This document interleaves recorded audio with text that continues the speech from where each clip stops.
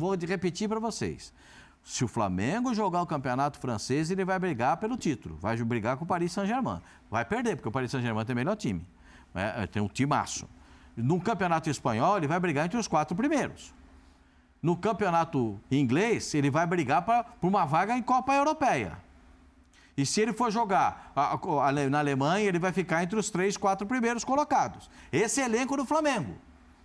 Sim. Esse elenco. Agora, se o treinador der liga em tudo isso com o elenco que tem, se tiver essa capacidade de juntar tudo e dar um formato tático a eles, aí, gente, eu vou falar um negócio pra você. Tem que abrir um guarda-chuva porque vai cair título a toda hora. Agora...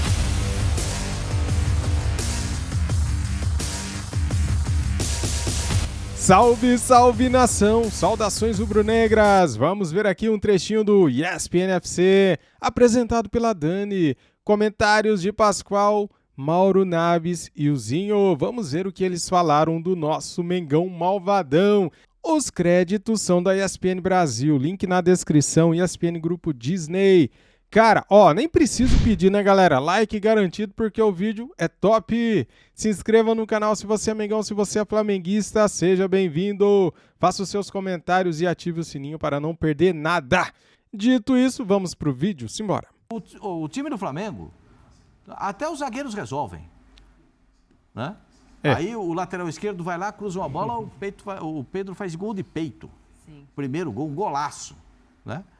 E aí você vai somando essas coisas. Teoricamente, os 2 desfalques de ontem, né? Que era o Lucas pelo lado esquerdo, ele faz um belíssimo cruzamento, depois ele dá uma entregada lá na hora do gol da Portuguesa. Do gol do Cariús ele entregou.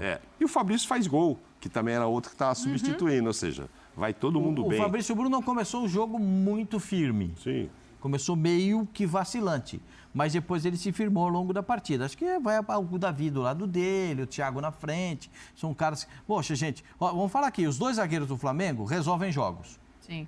Um batendo falta, o outro com gol de cabeça, uma presença ofensiva. Os 2 laterais do Flamengo, ontem, acho que mais o lateral esquerdo que o lateral direito, resolve o jogo. O Wellington deu uma entregada no gol da Portuguesa, né? Mas deu passe pro Pedro. Aí você vai no meio-campo. Todos do meio-campo, os 4 do meio-campo resolvem jogos. Os 4 do meio-campo. E os 2 da frente não vão nem falar. O time do Flamengo o time do Flamengo é o time que tem maior número de jogadores que resolvem jogos. Eles decidem partidas. E é muito difícil você parar um time assim. Hoje eu vou marcar o Pedro, hoje eu vou marcar o... Vai contando. Eu vou ter que marcar o Pedro, o Gabigol, o debochado, o Everton Ribeiro, o lateral que vai passar, o volante que vai chegar. Já são 7 jogadores que você tem que marcar. O Gerson que ainda não chegou, mas que vai chegar mais vezes, né? Tá chegando já são 7 que você tem que marcar. Como é que você vai fazer isso?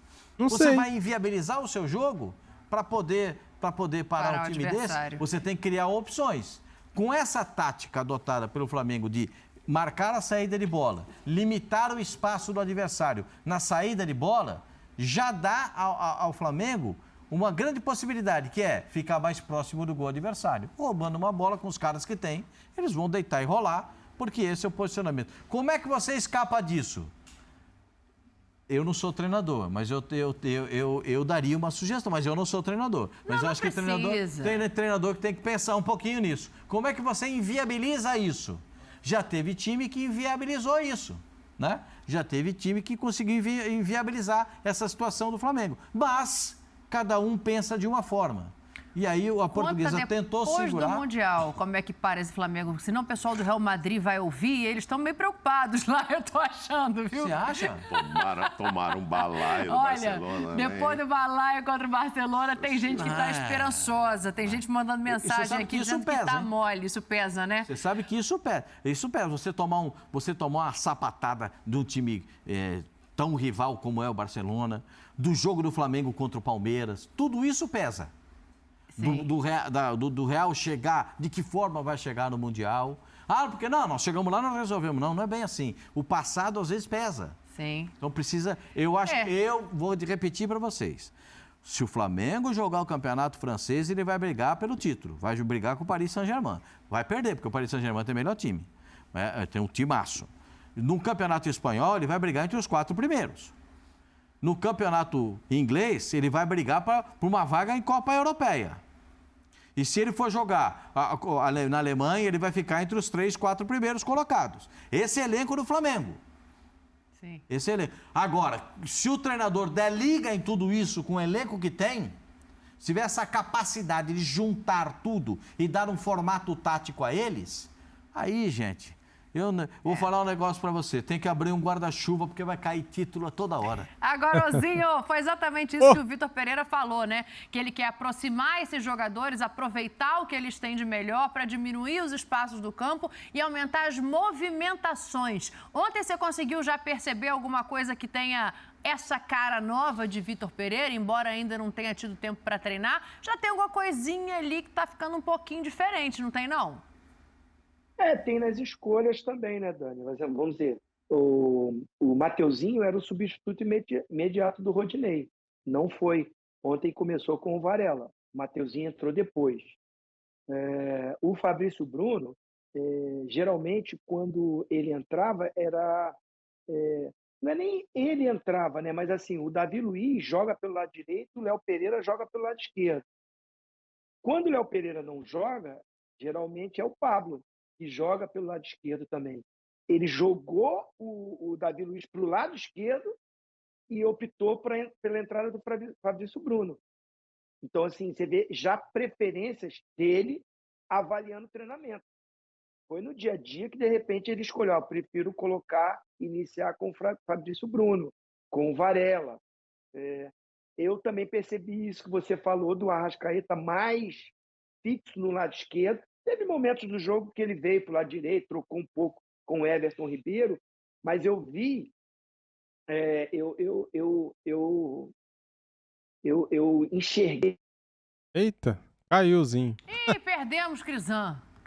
Crisan estava contando como ele enxergou o jogo e as movimentações. Enquanto a gente restabelece esse sinal, vou mostrar uma outra cena interessante aqui para vocês. A gente pode passar já no Gerson, mas o Gabriel ontem vestiu a camisa 10 pela primeira vez. Agora o Gabriel é o 10 do Flamengo depois das conquistas que ele teve com o time. E ele entra de uma maneira diferente, né? Ele entra mesmo assim. A gente tem a imagem dele no gramado, daqui a pouco a gente pode botar, dele ajoelhando. Ele sabe o peso dessa camisa. E aí a gente tem também os números e o mapa de calor do Gabigol. O que muda, não só na função dele, de um ano para o outro, como na disposição para se transformar, Mauro, esse camisa 10 que a gente sabe que o Flamengo já viu no Zico? Não, sim. Agora, é uma função em que ele daria mais assistências do que faria gols. Eu acho que ele não pode ficar muito longe da área, não. Ele não vive sem gols também, porque, de repente, o Vitor Pereira vai dizer: olha, agora é toda uma linha de 3 aqui atrás do Pedro, e é o Pedro que vai ser o alvo dos nossos cruzamentos, de tudo isso. Me parece que o Gabigol está com a cabeça boa. Ele, inclusive, antes de receber a camisa 10, ouviu algumas diretrizes até do presidente, né, do clube, né, em termos de comportamento e tudo, que é um peso mesmo usar essa 10 aí, nossa, maravilhosa, do Zico. Mas, aí ele lá na área, ele tá lá, ele tá até na frente do Pedro. Eu acho assim, não sei se a ideia é tirá-lo cada vez mais da área. Ele faz bem essa movimentação. Ele também fez um pouco com o Dorival, né? Ele até estava curtindo, chegou a dar entrevistas que estava curtindo. Acho que o próprio Zico entrevistou, Zinho, que caiu aí, o entrevistou falando disso, desse Gabigol assistente, e ele estava curtindo, e até se elogiaram, né? Teve muita gente elogiando. Não, parece que ele até cresceu como jogador, nessa postura de jogar um pouco mais aberto e tal. Porque, claro, não vai ficar dividindo espaço lá dentro da área com o Pedro, se tem um centroavante como o Pedro. Mas ele tem que se adaptar muito a isso, muito a isso. Estou enganado não, Nezinho? Não foi você que o entrevistou ano passado e falou dele? Você está melhor até nessa função, não foi? Foi. E ele concordou com você, que ele se sentia bem ali, né? Vamos ver com o Vitor como será. A gente sabe que com o Dorival ele começou a fazer esse tipo de trabalho. Eu me lembro de uma entrevista sua com ele, não sei se é pós-Libertadores, pós o quê? Era após o título, não era? Da Libertadores. Foi depois do jogo contra o Atlético Paranaense, né? Isso. Eu já estava lá dentro do campo e eu dei a opinião para ele mesmo, dizendo que para mim ele estava jogando melhor ou sendo mais útil para o time, até daquele jogo que eu fiz com o Pascoal, que foi a final contra o River Plate, que ele fez 2 gols. E eu acho que ele fez 2 gols, mas não fez um grande jogo. Ele não estava fazendo um grande jogo contra o River Plate na final, mas faz os 2 gols decisivos no final e fica marcado na história do Flamengo. E é esse gigante, esse monstro, que se tornou o Gabigol, está no patamar dos melhores do Flamengo, agora com a camisa 10. E eu até também acrescentei para ele, Mauro, companheiros, que se ele estivesse jogando há mais tempo nessa função... Travou de novo o nosso Crisan. Movimentando mais, buscando mais o jogo, sendo mais participativo, teria mais chance na seleção brasileira. Eu me lembro disso. Zinho, completa teu raciocínio aí sobre as mudanças que você viu ali no campo. A gente pode aproveitar também para já pensar nas substituições que ele faz, né? A cara que a gente ainda não sabe que vai ser esse Flamengo passa muito pelas mudanças que ele testou ontem. Do meio para frente, ele só não mexe no Gabriel, que foi o melhor em campo, pelo menos no meu entendimento. Não, eu acho que assim, eu gostei também muito do Thiago Maia. Acho que ele, depois da chegada do Dorival, o Thiago Maia mudou, né? Foi muito uma fala, e o Pascoal toca muito nesse assunto.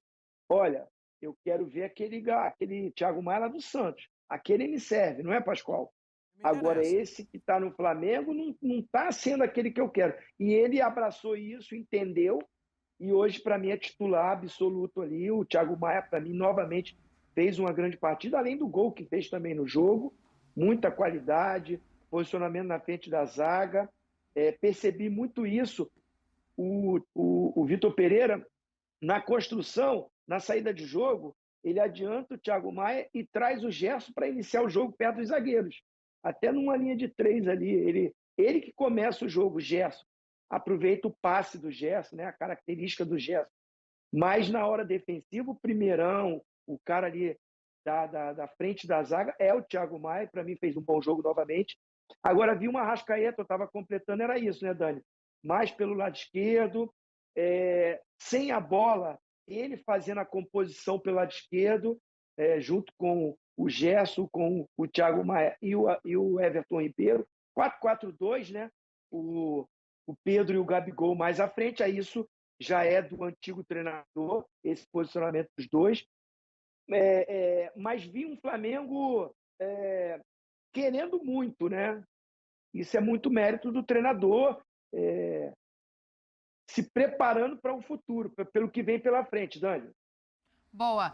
A gente está vendo a imagem do Gabriel, só para não passar batido também, o Gerson ainda vai ter que se adaptar, está voltando, primeiro jogo dele, mas ele não errou nenhum passe ontem. Se ele ainda for ter que se adaptar, a hora que ele tiver que se adaptar, então... Ontem ele não foi aquele cara dos passes um pouco mais longos, não chegou dos lançamentos e tal.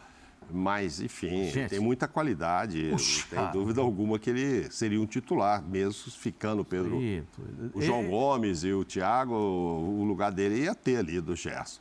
E ontem, nota ótima para ele em sendo a reestreia. Eu acho que a gente sabe que ele pode render mais do que rendeu ontem especificamente. Porque quando ele saiu do Flamengo, ele jogava numa outra formação, uma outra característica. Mas ele o Fabrício Bruno, que não começou 100% e depois foi melhorando ao longo da partida. Olha lá o Gerson lá. 71 passes, 71 certos. Davi Luiz, 69, 68 certos e um errado. Fabrício Bruno, 73, 70 certos e 3 errados. Porque aí entra o que o Zinho estava falando. A construção da jogada. Passa no zagueiro, aí o Gerson pega a bola e começa a construção da jogada. Em geral, há um grau de dificuldade maior nos passes dados pelo Gerson do que os zagueiros. Sim. Que, às vezes, naquele número de passes, tem muito que toca daqui para ir para você e volta ali, não sei o quê. O Gerson já precisa fazer um tipo de passe diferente. Passe mais frontal, passe mais objetivo. Os atacantes. Ontem ele até não abusou do que ele fazia com muita tranquilidade e maestria, de uns passes um pouco mais longos e tal, mas é isso, está voltando. Nossa, não tem nada que reclamar. Quer dar a nota?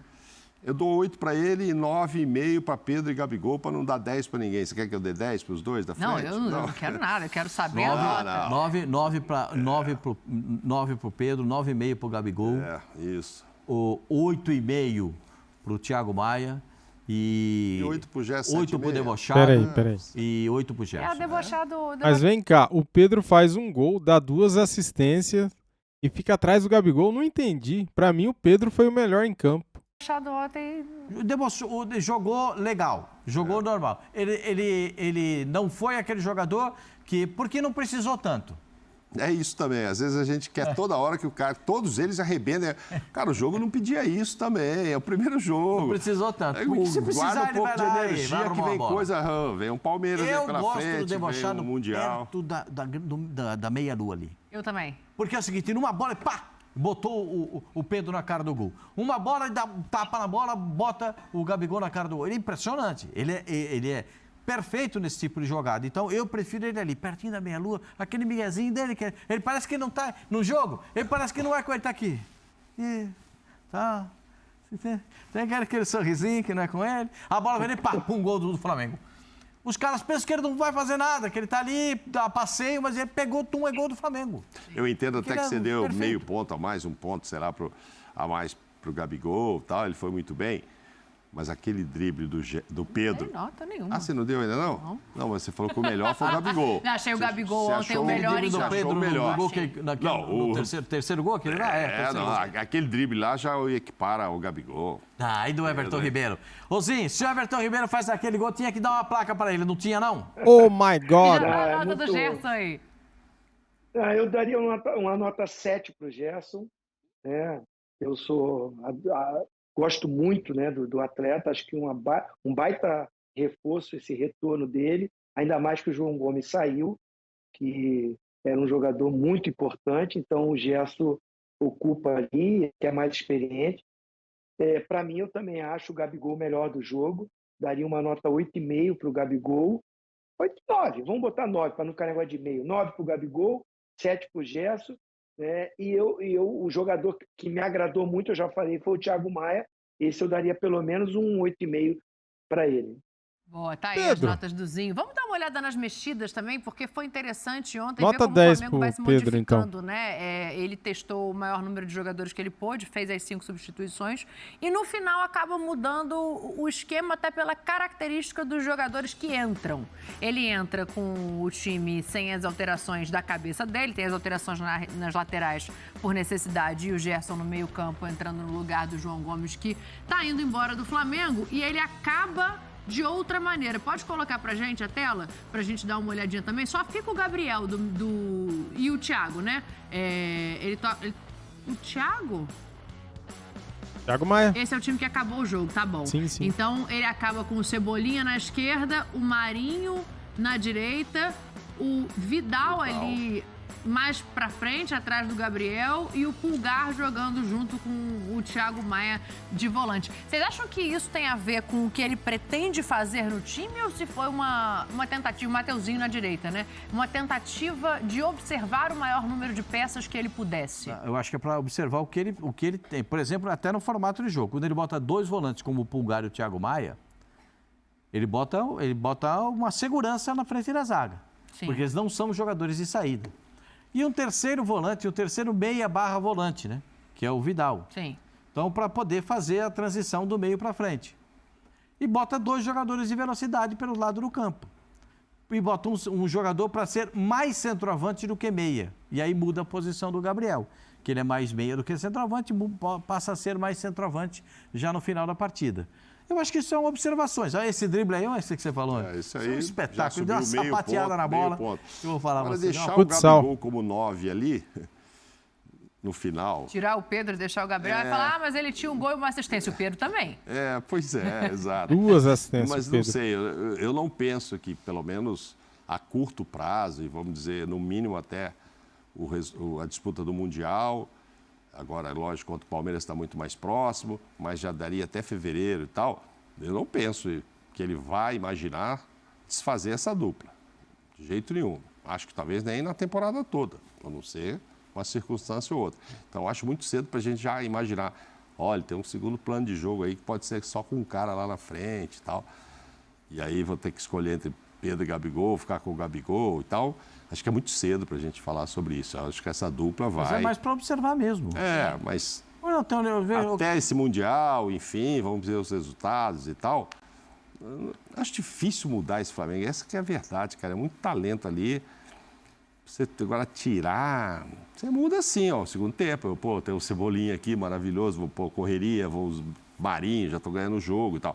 Mas para começo de jogo, para começo de jogo, não. Tem certeza na lateral direita. Ele não quer contar tanto assim com o Marinho.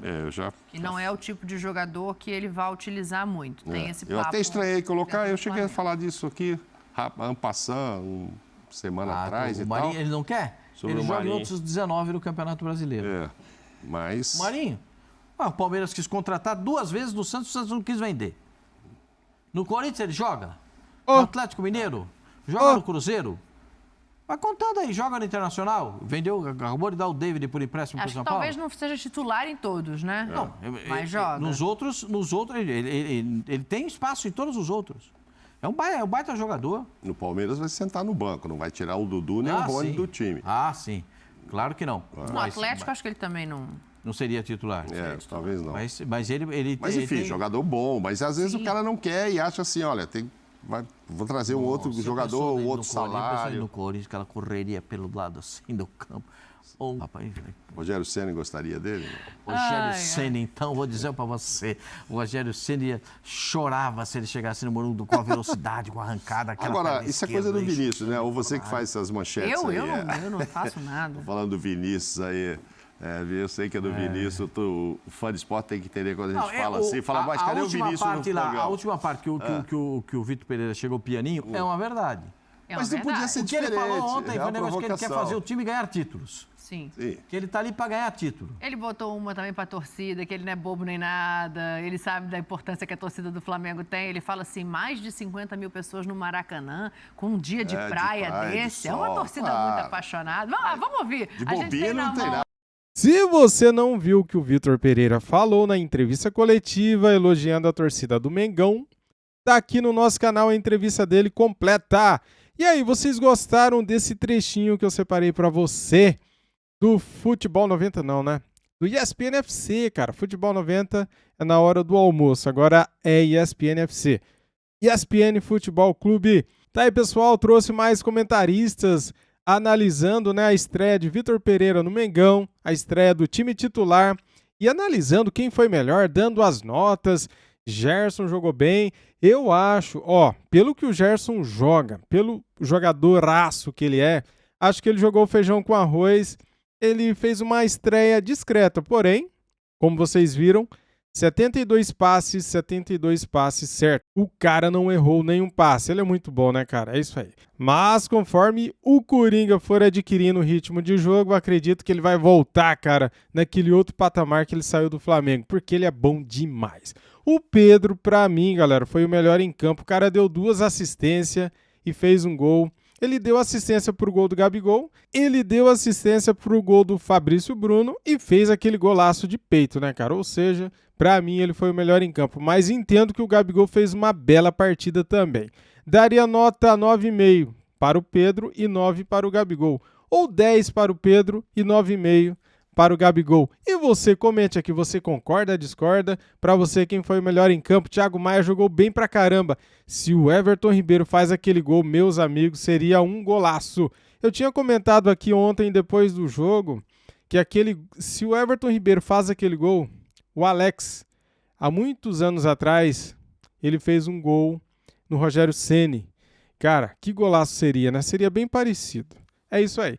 Valeu? Então se você é Mengão, se você é Flamengo, deixa o like, se inscreva aqui no nosso canal e ative o sininho para não perder nenhum vídeo. Isso aqui é Flamengo. Saudações rubro-negras. Fui!